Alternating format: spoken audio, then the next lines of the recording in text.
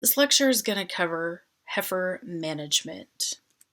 And so on a cow-calf operation, whether it is seed stock or a commercial cow-calf, heifers are a little bit more intensive to manage because we have to manage different phases of their growth. So we have to manage them at weaning, the period between weaning and breeding, during the breeding season, directly after the breeding season, through calving, and then through rebreeding.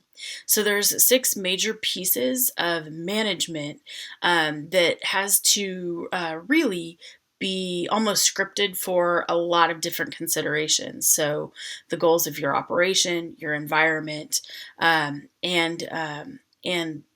breed of animal that you are dealing with, and as well as reproductive strategies and goals. All right, so let's talk about weaning really quickly.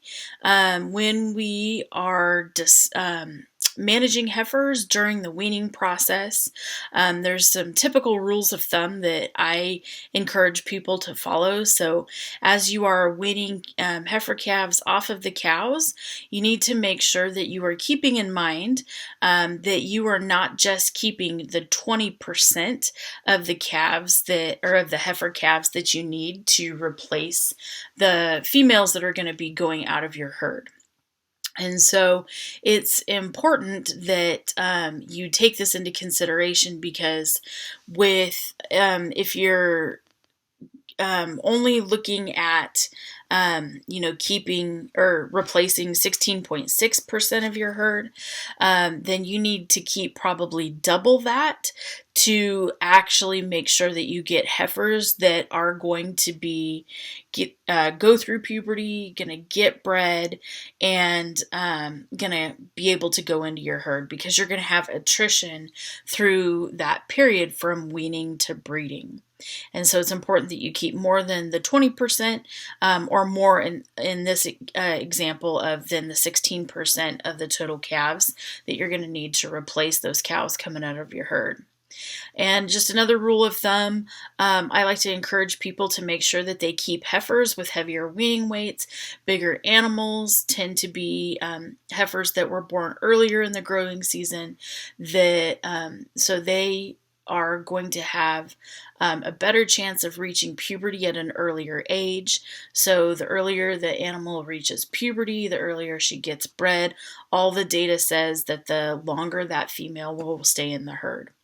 And so we want to make sure that we are keeping individual heifers that are going to have the opportunity to calve by 2 years of age. And that tends to be the bigger, broodier heifer calves that are coming off of the cows.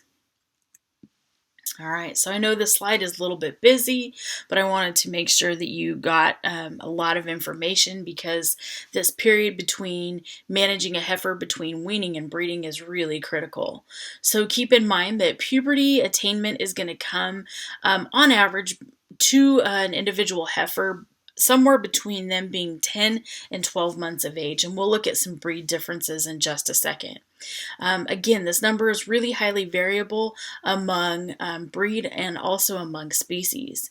And so one way that you can begin to determine the target weight that your females need to be at the beginning of the breeding season is by using the guiding criteria that research suggests that females need to be 65% of their mature body weight by the beginning of the breeding season.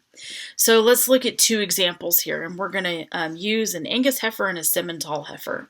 So when we look at the Angus heifer, if her mature body weight is going to be roughly 1,200 pounds, let's say she's pretty conventional, we need to make sure that she is 780 pounds by the beginning of the breeding season. And so if she is 780 pounds by the beginning of the breeding season, this really gives us a good piece of information as we start to manage her nutritional program from the weaning period to the breeding period. So For example, if we are looking at or trying to figure out how many pounds of gain that she needs to gain per each day, we can actually do that by a simple arithmetic calculation. So if our heifer calf wean off of the cow at 425 pounds on October 1st, we want to breed about April 15th of the next year, then we can actually take the product of the 780 pounds that we know she needs to be at the beginning of the breeding season, subtracted from her weaning weight, and then divide that product by 200 days, or the amount of time in between weaning and breeding. And so this tells us that she needs to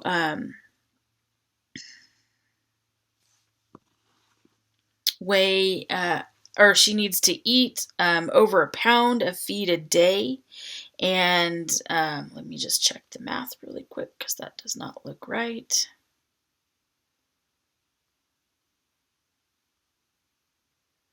Yeah, this blue number here should be 1.7 pounds a day. My apologies. And so the second heifer that we can compare to this Angus heifer is actually a Simmental heifer.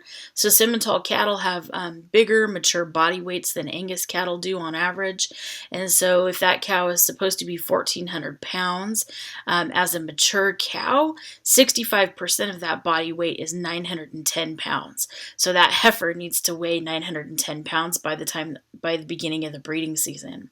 So again, if we calculate this out, we can figure out that if that heifer was weaned at 550 pounds on October 1st, we want breeding to take place about April 15th of the following year. We know that she needs to eat about 1.8 pounds, or she needs to gain about 1.8 pounds per head per day. And so this translates really easily into the amount of feed that each individual heifer needs to intake on a daily basis as she is growing. And so it's important that you spend some time thinking about this concept because as long as the heifers have an increasing plane of nutrition and they reach some of those target body weight characteristics, that's going to signal to her system to go ahead and go through puberty early. And so the earlier they come into puberty, the earlier they cycle, and they tend to get bred earlier. And so this really is the biggest reason why heifers need to be managed separately from the cows. They need a different plane of nutrition. So keep in mind, mature cows are not growing at this point in time, but heifers are. So they need more protein and more energy.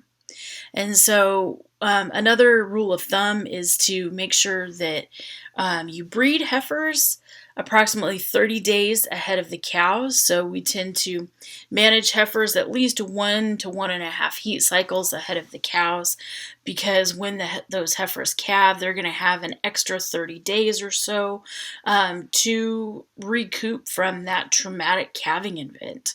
And so this can extend their postpartum interval and give them a few more days to recover from that first calving experience. And so this period between weaning and breeding really requires additional feed and labor. And so if you are coming up with open heifers at the end of your breeding season, you really may want to look at how you're managing those females between weaning and breeding. So we talked about there being major puberty differences among breeds. You can see on this chart that we've got several breeds in the column on the left, their age of puberty in the middle column, and then their weight at puberty, which is in kilograms, over on the right-hand column. And so Angus are going to be typically anywhere between 12 and 14 months.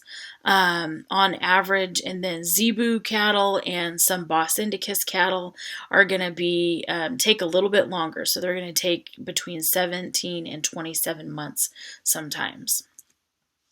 And so when we look at managing heifers through the breeding season, we want to make sure that during the breeding season we're breeding those heifers before the cows, like we previously mentioned. We're breeding heifers to bulls, whether it's AI or natural service, with a record of calving ease. And that's really important. We want to make sure that we are structuring our breeding season so it's not going out over 90 days. And we want to make sure that the heifers, that we're only keeping heifers and breeding heifers that have the opportunity to calve by the time they're 2 years old. And within that, we are going to manage those heifers separately from the cows.